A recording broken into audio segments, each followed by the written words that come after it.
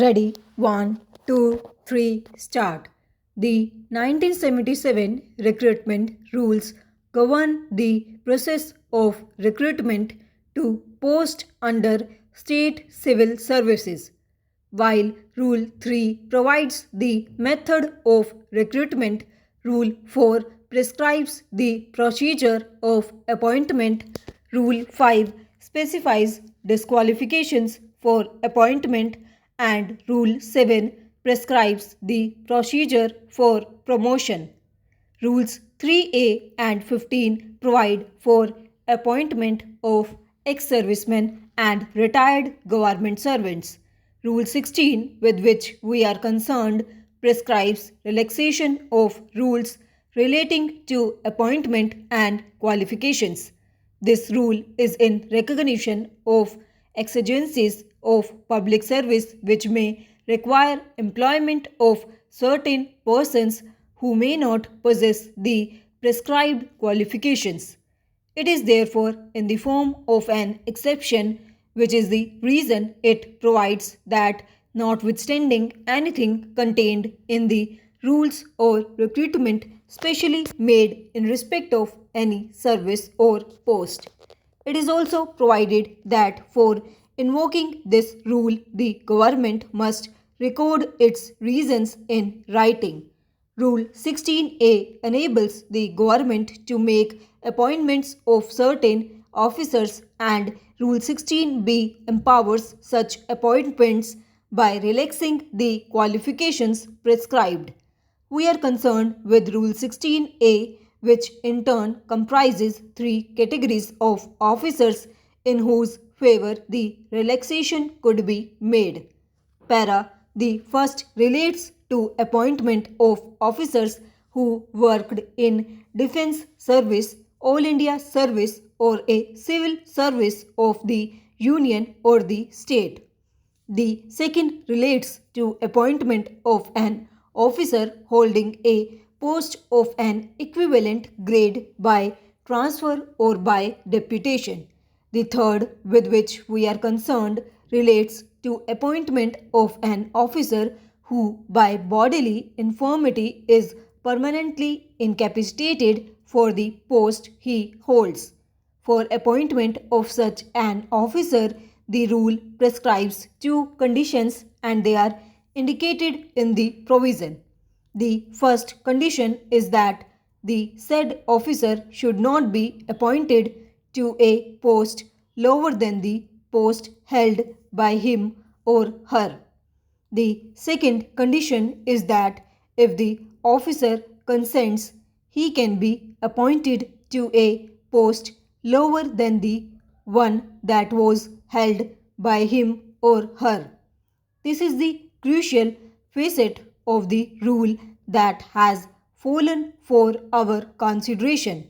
Having analyzed the rule in detail, we can restate its application and operation as invocation of Rule 16 is an exception. However, if the power is exercised, it will operate notwithstanding anything contained in the 1977 recruitment rules or other rules and reason for exercise for such a power. Para. An officer who by bodily infirmity is permanently incapacitated can be appointed to the new post in relaxation of the existing rules. However, such appointment shall not be lower than the one he holds. The prescription that such an officer cannot be appointed to a post lower than that held by him or her can be waived or deviated from if the officer himself consents for the same. We will now refer to next set of rules that govern fixation of seniority of government employees, and they are the 1957 seniority rules. We are concerned with Rule 6, which is extracted as Rule 6. The transfer of a person in public interest from one class or grade of a service to another class or grade carrying the same pay or scale of pay shall not be treated as first appointment to the later for purposes of seniority, and the seniority of a person so transferred shall be determined with reference to his first appointment to the class or grade from which he was transferred, provided that where the transfer is made at the request of the officer, he shall be placed in the seniority list of the class or grade of service to which he is transferred below all the officers born on that class or grade of service on or before the date of the transfer. Para provided further that the seniority of a person transferred in public interest with the persons actually holding the post in the class or grade to which he is transferred shall be determined on the date of such transfer with reference to his first appointment to the class or grade from which he was transferred. Para. The above rule contemplates transfers under two contingencies. The first is when the transfer is made in public interest, and the second is when transfer is made at the request of the officer. The purpose of transfer considerations that weigh the consequences that follow a transfer made in public interest as against a transfer made at the request of the officer vary substantially.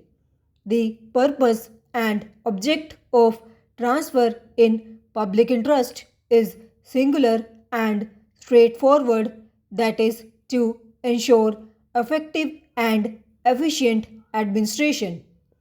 This is for the reason that administration and provisioning goods and services in a welfare state requires the government to deploy officers at different places, and the exigencies of service take within its sweep the need to redeploy or transfer them from one place to another for other reasons, all intended to subserve the purpose of the state.